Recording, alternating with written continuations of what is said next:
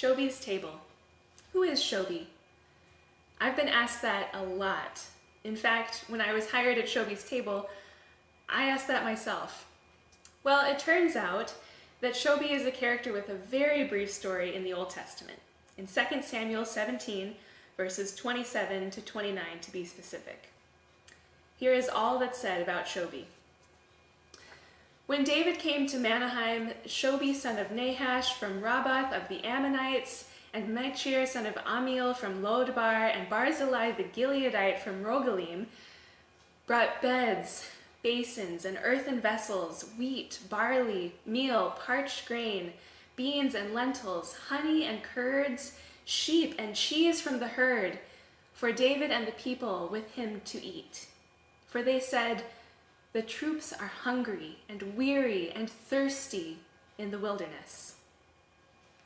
This little vignette of Shobi providing hospitality to King David and his troops pops up amid a much larger narrative of King David's rather violent dysfunction. Particularly here about his own son Absalom usurping the throne and David and his troops hiding out in the wilderness from his own son. I won't go into more detail, but I think you can get the idea from just this little bit that David and his family weren't exactly perfect examples of righteous living. So why exactly does Shobi get this 15 minutes of fame right in the middle of David and Absalom's conflict? Well, David wasn't alone in the wilderness. Most of his household and many troops were with him, and like the passage says, the troops were hungry and weary in the wilderness. It certainly was a wilderness out there, not just the wildness of nature, but about just everything else. David's kingdom and his family were in an absolute mess. While David had already had a boatload of problems he had mostly brought upon himself, the reason he and his troops were in the wilderness at all were because he was hiding out from his own son. I'll let you read more about it on your own, but just know it was a really bad situation. It was intense family drama. And then, all of a sudden, there's Shobi, popping into the scene with beds for sleeping, basins for washing, and food to rejuvenate them. And not just any food. This was a feast. Wheat, barley, beans and lentils, honey, curds, sheep and cheese. Shobi shared the bounty he had with the crowd who showed up on his doorstep. Why did the author take the time to put this into writing for all the ages to read? In the middle of such a messy and dramatic story, it feels like a tangent, almost jarringly brief and unrelated. But if we take a wider view of the Bible, we see that this is a well-known theme. Sustenance shows up in the middle of messiness. Joseph saves Egypt and Canaan from hunger during a drought with wise crop management. After slavery under the Egyptians, the Israelites are led to the wilderness for 40 years, and what sustains them? Manna, bread from heaven. After a while, reading the Bible stories with seemingly unsolvable plots, you almost expect there to be some kind of food to show up and turn things around.